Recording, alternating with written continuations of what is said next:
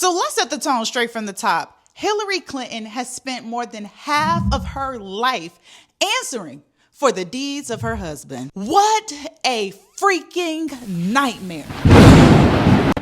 I mean, my God. My God. What I haven't really seen anybody talking about is that this is a prime example of how who you marry can make or break you. And quite frankly, it can do both. If you've ever put yourself into the line of fire for your partner, even though you know they behind did you wrong, step into the spotlight for me, baby. We need to have a conversation. I've been thinking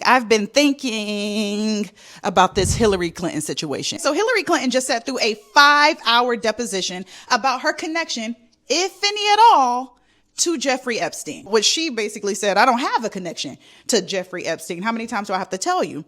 Hillary was asked how she felt about seeing her husband in the hot tub, getting back rubbed, and I quote, well, you'll have a chance to ask him tomorrow. When I saw that, I said, oh, baby girl is fed up.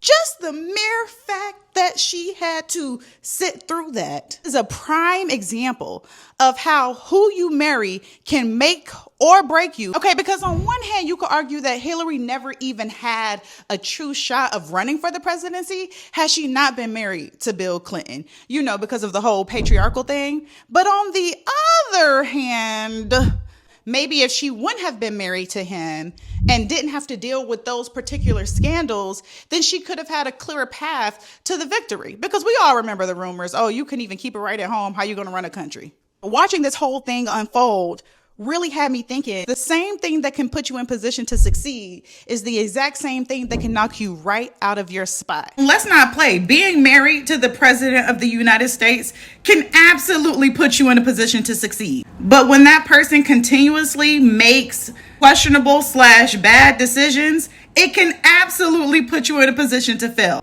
thus inhibiting your ability to actualize your own dreams. You know, I oftentimes say that our greatest strength is our greatest weakness. Maybe you're really great at seeing a situation from a different perspective. With that, you may see too much differently and miss what's right in front of you, right? So again, I'll say I personally believe that our greatest strength is oftentimes our greatest weakness. So as we're looking at this Hillary situation and so many others, choose your weakness wisely, baby.